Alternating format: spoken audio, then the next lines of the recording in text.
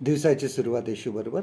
मनुष्य जसा जसा मोठा होत जातो, मग ते पैशांनी असो किंवा हुद्द्याने असो किंवा इतर सुखसोयींनी असो, जेव्हा तो मोठा होत जातो त्यावेळेस त्याच्या मनामध्ये एक गर्व निर्माण होतो. त्याला असं वाटतं की पैशाने मी सर्व काही करू शकतो, पैशाने मी काहीही मिळवू शकतो, मी पैशाने काहीही विकत घेऊ शकतो. सुखसोयी पैशाने विकत घेऊ शकतात, परंतु सर्व काही पैशाने मिळत नाही. मनाची शांती जी आहे ही पैशाने मिळत नाही. असं कोणी म्हणतात की आपण लाखो रुपयाची गादी विकत घेऊ शकतो, परंतु त्यावर येणारी झोप जी आहे ती आपल्याला विकत मिळत नाही. आणि बऱ्याच अशा गोष्टी आहे, काही मनुष्य आहेत की जे पैशाने विकले जात नाहीत. आपण बऱ्याच ठिकाणी काही चित्रपटामध्ये सुद्धा बघतो किंवा काही इतर उदाहरणंसुद्धा आपण वाचतो की प्रत्येक वेळेस कोणी पैसे घेऊनच काम करेल असं नाही. काही जण तसे नसतात, ते पैशाला ठामपणे नकार देणारे सुद्धा ह्या जगामध्ये आहेत. आणि हीच जी सवय आहे ती मनुष्याला आध्यात्मिक जीवनामध्ये सुद्धा लागते. आम्हाला देवाचे आशीर्वाद जे आहे हे आम्ही पैशाने विकत घेण्याचा प्रयत्न करतो. आम्हाला इतर काही जर विधी आहेत का आहेत, आम्ही पैसे देऊन आम्हाला असं वाटतं की आम्ही ते सर्व काही घेऊ शकतो. परंतु जो पवित्र आत्मा आहे, देवाचं जे वचन आहे ते आम्हाला पैसे देऊन विकत मिळत नाही.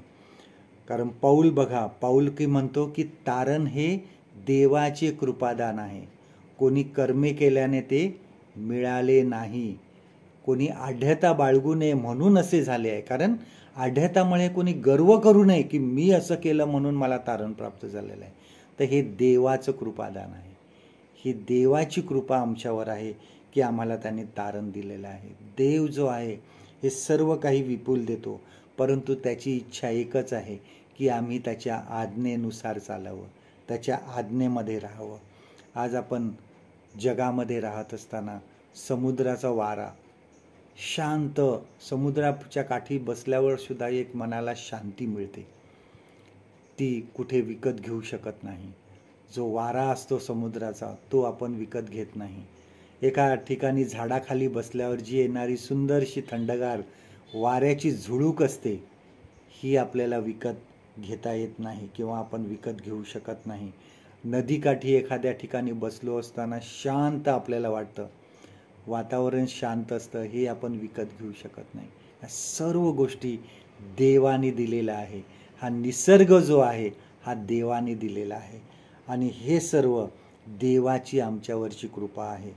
हे सर्व काही देवाने दिलेलं आहे, ते घ्यायला आम्हाला पैसे लागत नाही. पवित्र आत्म्याची शक्तीसुद्धा विकत घेऊ शकत नाही. जर आज मला पवित्र आत्म्याचं दान आहे तर मी ते कोणाकडून विकत घेऊ शकत नाही. किंवा माझ्याकडे जर ते पवित्र आत्म्याचं दान आहे, मला रोग बरे करण्याची जर पवित्र आत्म्याने शक्ती दिलेली आहे, तर ते मी इतर कोणाला सुद्धा विकू शकत नाही. पवित्र आत्म्याचं दान आहे, ही देवाची कृपा आहे. आज देवाचं हे फक्त आम्हाला दान जे आहे हे फक्त विश्वासाने आणि विश्वासानेच आम्हाला मिळतं. आजचं देवाचं वचन आपल्यासाठी हे आहे, प्रेषितांची कृत्ये ह्याचा 8वा अध्याय आणि 17 ते 20 वचनं आपण बघूया. आजचं वचन आपल्यासाठी ते आहे books of act chapter 8 and verse 17 to 28. तेव्हा त्यांनी त्याचवर आपले हात ठेविले आणि त्यास पवित्र आत्मा मिळाला. नंतर प्रेषितांचे हात ठेवल्याने पवित्र आत्मा मिळतो हे शिमोनाने पाहून त्यास द्रव्य दाखवून म्हटले, पैसे देऊन म्हटले, ज्या कोणावर